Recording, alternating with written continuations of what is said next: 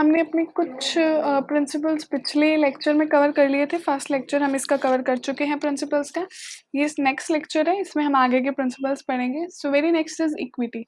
Equity ये कहता है कि सभी को इक्वली ट्रीट करना चाहिए, किसी भी तरह का कोई डिस्क्रिमिनेशन नहीं होना चाहिए अगेंस्ट जेंडर या कलर। नहीं होना चाहिए कि किसी का कलर ऐसा है तो उसे अच्छे से ट्रीट ना करो या फिर उसे रेम्यूनरेशन कम दो, ऐसा नहीं होना चाहिए। इक्वली ट्रीट किया जाना चाहिए, इक्वल अपॉर्चुनिटीज मिलनी चाहिए, there should be equality. Next is subordination of individual interest to common interest.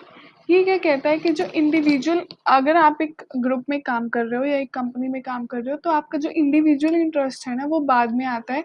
Common जो ग्रुप का और एंटरप्राइज का इंटरेस्ट है वो पहले आता है। फॉर एग्जाम्पल, एक एम्प्लॉय है, उसको परचेज के लिए बोला गया है कि आपको ये मटेरियल परचेज करना है। फॉर एग्जांपल आपको वुड परचेज करनी है एंड उसके बेटे की एक वुडन शॉप है, वो वुड बेचता है।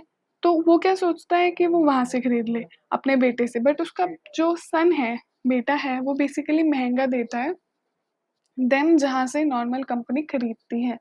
तो इसका जनरल इंटरेस्ट, इंडिविजुअल इंटरेस्ट क्या है कि वो अपने बेटे का फ़ायदा करवा दे वहाँ से खरीद के। एंड कॉमन जो हमारे फर्म का इंटरेस्ट है, ग्रुप का इंटरेस्ट है, वो ये है कि हमें जहाँ से हम रेगुलरली खरीदते हैं और हमें सस्ती पड़ती है मटेरियल वुड, वहाँ से हम खरीदें। तो और इसका मतलब ये है कि आपको इंडिविजुअल इंटरेस्ट को प्रायोरिटी नहीं देनी है, आपको प्रायोरिटी देनी है कॉमन इंटरेस्ट को। इंडिविजुअल इंटरेस्ट को प्रायोरिटी नहीं देनी है, कॉमन इंटरेस्ट को देनी है प्रायोरिटी। एंड इसका मतलब ये है कि आपको वहाँ से खरीदना है जहाँ से कंपनी को बेनिफिट हो, 9th पॉइंट में। Next is stability of tenure. मतलब term stability of tenure means कि जो हमारा टर्नओवर है ना वो कम होना चाहिए। ये नहीं है कि फ्रिक्वेंटली टर्मिनेशन हो रही है, ट्रांसफ़र हो रही है एम्प्लॉइज़ की, ऐसे नहीं होना चाहिए। टर्नओवर बहुत कम होना चाहिए क्योंकि जब एक एम्प्लॉयी आता है उसकी ट्रेनिंग होती है बाकायदा, और फिर वो जब कम टाइम पीरियड में छोड़ के चला जाता है या उसे निकाल दिया जाता है तो उसकी जगह जो रिप्लेस करके आता है उसकी भी ट्रेनिंग होती है, ट्रेनिंग कॉस्ट भी जाती है और वो टाइम पीरियड भी एक्स्ट्रा लग जाता है। एंड जो हमारे पहले वाले एम्प्लॉइज़ होते हैं वो काफ़ी टाइम से होते हैं कंपनी में, तो उन्हें नॉलेज भी होती है कंपनी में क्या काम कैसे होता है, तो बहुत ज़्यादा टाइम वेस्ट भी होता है एंड मनी वेस्ट भी होती है। So turnover should be less and employees का ट्रस्ट भी बना रहता है कि कंपनी ऐसे नहीं निकालती है हमें। सो स्टेबिलिटी होनी चाहिए एम्प्लॉइज़ की कंपनी में। Next is initiative. इनिशिएटिव मतलब कि जो एम्प्लॉइज़ हैं ना उनको चांसेस देने चाहिए, अपॉर्च्युनिटी देनी चाहिए कि वो भी इनिशिएट कर सकें, अपने आइडियाज़ बता सकें।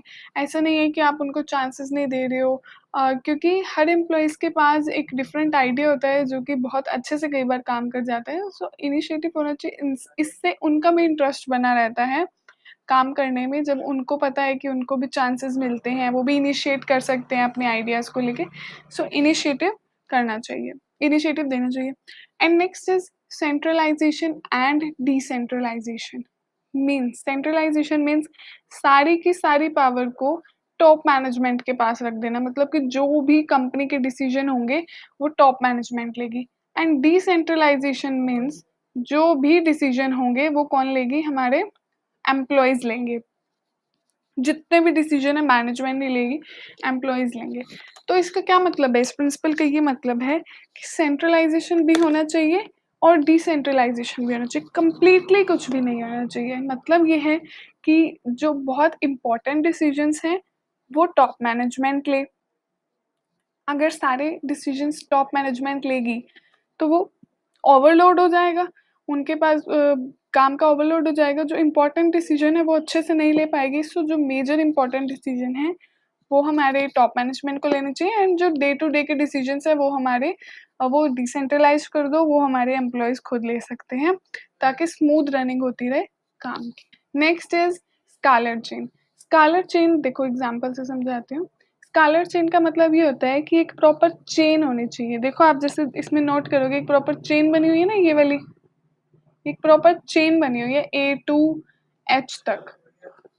इस तरह से जब कोई कम्युनिकेशन को कोई भी इंफॉर्मेशन को फ्लो करना है ना, तो वैसे एक चेन में जानी चाहिए, एक प्रॉपर चेन होनी चाहिए, एक प्रॉपर फ्लो होना चाहिए इंफॉर्मेशन के जाने के लिए। जैसे अगर ए को जी को कोई मैसेज ट्रांसफर करना है, तो ए पहले बी को देगा, देन बी सी को, सी डी को, फिर आई को, फिर ई को, फिर एफ को, फिर जी को, फिर एच को। इस तरह से इंफॉर्मेशन फ्लो करनी चाहिए, ये कहता है स्कारलेट चेन। बट इसमें एक और चीज आई जिसको बोलते हैं गैंग प्लैंक। गैंग प्लैंक क्या होता है? जैसे कि फॉर एग्जांपल बी को अगर जी को कोई भी इंफॉर्मेशन देनी है, तो वो क्या करेगा कि क्योंकि ये सेम उस पे हैं, अगर आपके सेम डिपार्टमेंट पे, सेम लेवल पे अगर आपको किसी को इन्फॉर्मेशन ट्रांसफ़र करनी है, तो आपको इस चेन से होके जाने की ज़रूरत नहीं है।